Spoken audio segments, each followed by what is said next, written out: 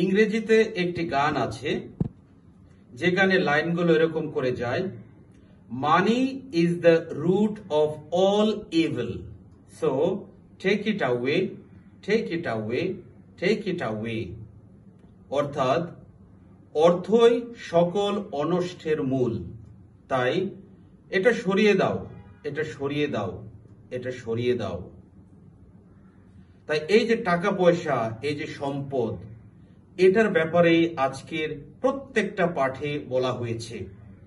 প্রথম পাঠ উপদেশকের গ্রন্থ থেকে, আবার মঙ্গল সমাচার, লুকরচিত মঙ্গল সমাচার থেকে এই সম্পদের ব্যাপারে বলা হয়েছে যে এই পৃথিবীতে আমরা অনেকে সম্পদ সঞ্চয় করি, কিন্তু আমরা ভুলে যাই স্বর্গের সম্পদ আমাদের সঞ্চয় করতে হবে।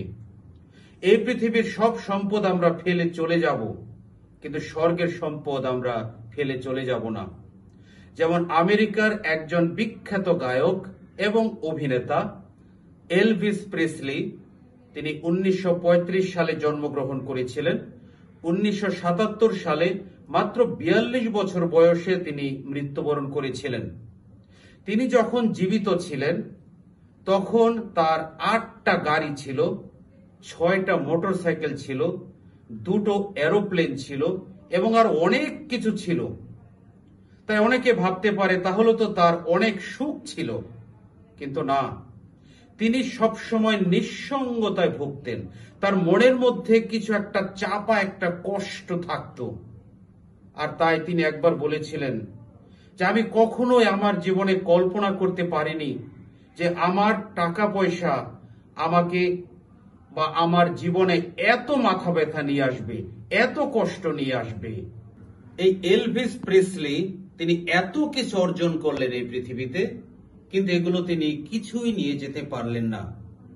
আর তাই একটি গান আছে, বাংলায় আমরা গান করি বা গান গাই যে একদিন মাটির ভিতরে হবে রে ঘর আমার, কেন বাঁধো দালান ঘর। ঠিক এরকম ভাবেই আজকের মঙ্গল সমাচারটা, লুকরচিত মঙ্গল সমাচারে এক ধনী ব্যক্তির কথা বলা হয়েছে যে তিনি অনেক ফসল পেলেন এই বছরে। তাই তিনি চিন্তা করছেন এখন বড় গোডাউন করবেন, যেন সব তিনি ওখানে সংরক্ষণ করতে পারেন। তিনি গরিবদের কথা ভুলে গিয়েছিলেন। আর তাই ঈশ্বর তাকে বলছিলেন যে তুমি এত কিছু সংরক্ষণের চিন্তা করছো, আজ রাতেই তো তোমাকে নিয়ে যাওয়া হবে। আর তাই তার এই দুনিয়ার সম্পদ তার আর কাজে লাগলো না। তাই এই যে ধনী ব্যক্তির কাহিনী যে বলা হয়েছে, তার এই যে সম্পদ ছিল, এই সম্পদ থাকাটা কিন্তু দোষের কিছু নয়।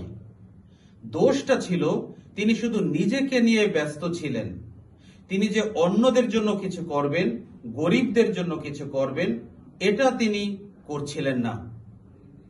আর তাই আজকের এই মঙ্গল সমাচার শিক্ষা দেয় এই পৃথিবীতে আমরা যা কিছুই অর্জন করি না কেন, সেগুলো আমাদেরকে সব রেখে যেতে হবে। এই পৃথিবীর সবকিছু ক্ষণস্থায়ী। যেমন ঈশপের একটা সুন্দর গল্প আছে, সেখানে আমরা দেখতে পাই যে একটি কাক একটি মাংসের টুকরো নিয়ে গিয়ে সে গাছের ডালে বসেছিল, আর নিচ দিয়ে একটা শেয়াল যাচ্ছিল। শেয়ালের খুব লোভ হলো ওই কাকের ওই মাংসের দিকে, কিন্তু সে ওটা নিতে পারছিল না। আর তাই শেয়াল নিচে থেকে একটা বুদ্ধি আঁটল। সে ওই কাককে বলল যে তুমি দেখতে খুব সুন্দর, তোমার পাখা দুটো খুব সুন্দর, একেবারে সাদা, সে পায়রার মতো, আর তোমার গলার স্বর তো সুমধুর, একেবারে সুরেলা কণ্ঠস্বর, তাই তুমি কি একটা গান গাইবে? এই কাক যখন ওর প্রশংসা শুনলো তখন সে খুব খুশি হলো যে তার খুব সুন্দর গলা, আর তাই সে গান গাওয়া শুরু করলো। আর যে গান গাওয়া শুরু করলো মুখটা খুললো, আর তখন মুখ থেকে ওই মাংসের টুকরোটা পড়ে গেল। আর তখন ওটা নিচে পড়ে যাওয়ার পরে শেয়াল ওটা কামড় দিয়ে নিয়ে চলে গেল। এই যে একটা ঈশপের গল্প, যে কাক ওই মাংসটা পেয়ে কিন্তু খুবই খুশি হয়েছিল, কিন্তু এটা বেশিক্ষণ ধরে রাখতে পারেনি। এটা একেবারে ক্ষণস্থায়ী। আর তাই আমরা এই পৃথিবীতে যা কিছু অর্জন করি না কেন, এটা কিন্তু ক্ষণস্থায়ী। তা আমরা আজকে মঙ্গল সমাচার এবং পাঠগুলো শিক্ষা দিচ্ছে আমরা স্বর্গের জন্য সম্পদ সঞ্চয় করি, এই গরিবদের জন্য কিছু একটা করি।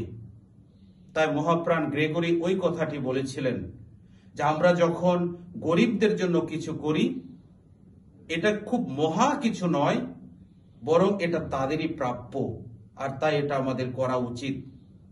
তাই এই পৃথিবীর জীবনটাই হলো ক্ষণস্থায়ী। আর তার জন্য আগ্রার একটা মসজিদে বলা হয়েছে, সুন্দর করে লেখা হয়েছে যে এই পৃথিবীটা হলো একটা ব্রিজের মতো, তুমি এটা অতিক্রম করতে পারো, কিন্তু এটার উপরে তুমি তোমার কোনো থাকার জায়গা বা বাড়ি করতে পারো না। তাই এই পৃথিবীটা হলো সেই অতিক্রমের সময়। আমরা এখান থেকে একটা নির্দিষ্ট সময় নিয়ে তারপরে আমরা পাস হয়ে যাই। তাই আজকের এই পাঠগুলো আমাদেরকে এটাই শিক্ষা দেয়, আমরা যেন স্বর্গের জন্য সম্পদ সঞ্চয় করি। এই পৃথিবীতে আমাদের সম্পদের দরকার আছে, কিন্তু সেই সম্পদ অর্জন করতে গিয়ে আমরা যেন লোভ লালসার মধ্যে পড়ে ডুবে না যাই, স্বার্থপর হয়ে না যাই, নিজেকে নিয়ে যেন মত্ত না থাকি, বরং আমরা যেন সেই একটা লাইনের কথা চিন্তা করি যে সকলের তরে সকলে আমরা, প্রত্যেকে আমরা পরের তরে, আমরা যেন অন্যদের জন্য যেন কিছু করতে পারি। ঈশ্বর আমাদের সবাইকে আশীর্বাদ করুন। আমরা এই পৃথিবীর ধন সম্পদের পাশাপাশি আমরা যেন সেই স্বর্গের ধন সম্পদ সঞ্চয়ের জন্য আমরা এই পৃথিবীতে কাজ করি। ঈশ্বর আমাদের সবাইকে আশীর্বাদ করুন।